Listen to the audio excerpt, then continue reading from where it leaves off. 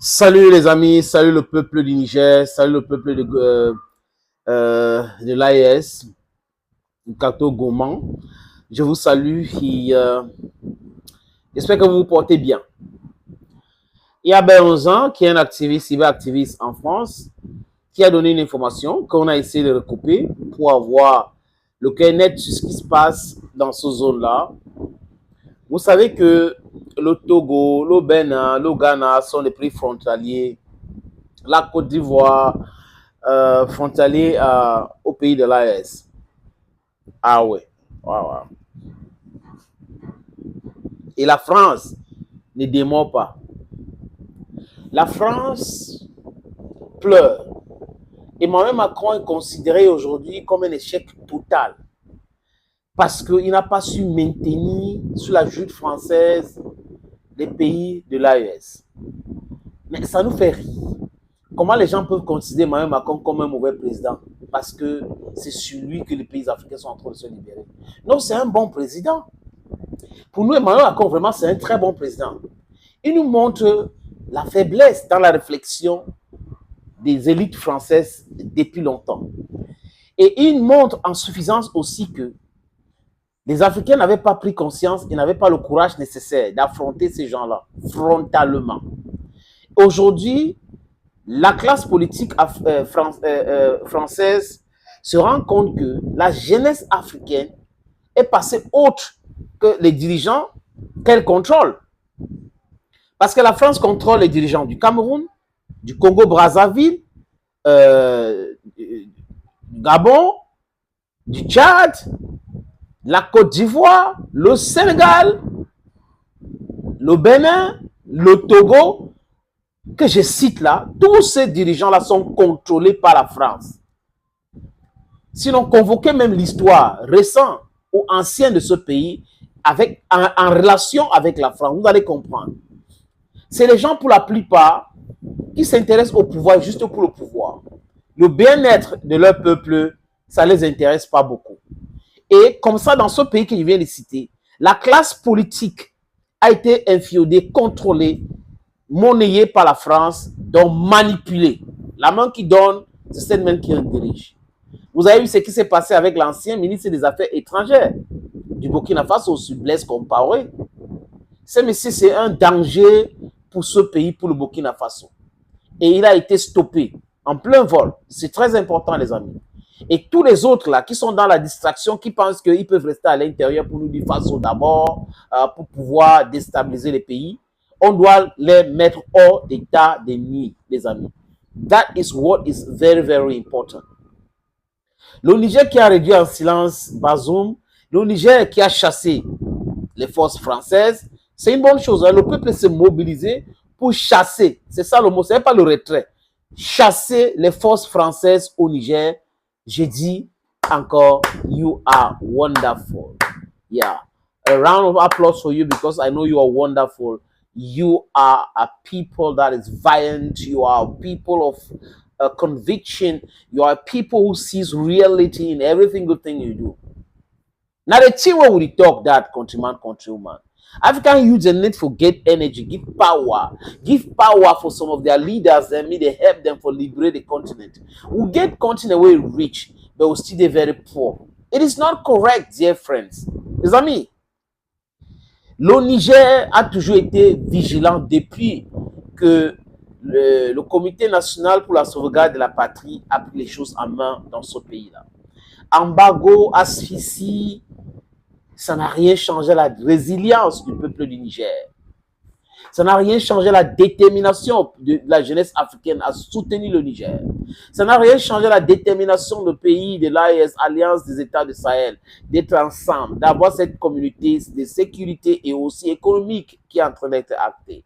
Et la création de la nouvelle monnaie, certainement, qui va entrer en circulation l'année prochaine. C'est de ça qu'il est question.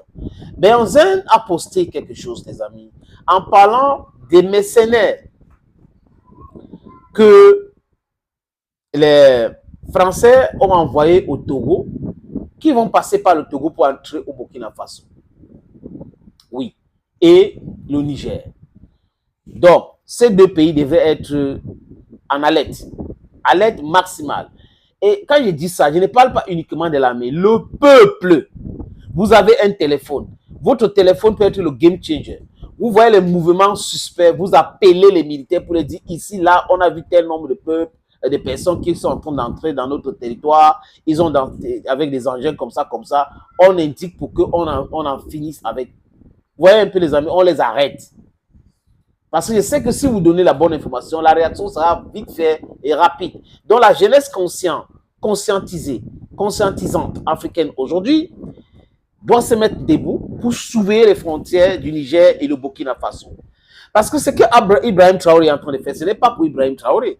Ibrahim Traoré est en train de donner la dignité encore perdue à l'époque de Blaise Compaoré. C'est hors la loi qui a mis ce pays à genoux, qui négocie avec les terreaux juste pour ses intérêts égoïstes, égocentriques, qui est en train de se cacher dans une villa en Côte d'Ivoire aujourd'hui, qui fait la honte. Et heureusement qu'il est entré dans la poubelle, comme les Mobutu et les autres, poubelles de l'histoire. Et ils sont pleins encore en fonction aujourd'hui en Afrique, qui savent déjà qu'ils vont entrer dans la poubelle de l'histoire. Personne ne va se rappeler d'eux.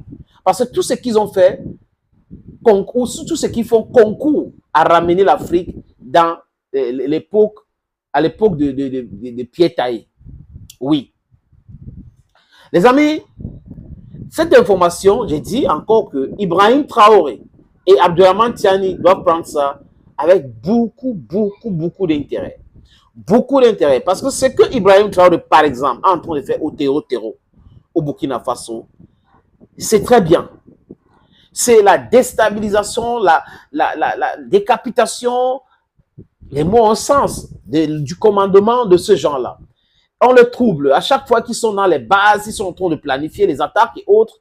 Les vecteurs aériens sont là, les renseignements sont là, les bataillons d'intervention rapide sont là, rapidement pour mettre un thème à leur organisation et tout ça, les planifications. Ça énerve l'impérialisme française, qui a pensé qu'elle pouvait prospérer dans le pillage de l'Afrique uniquement en passant par l'insécurité.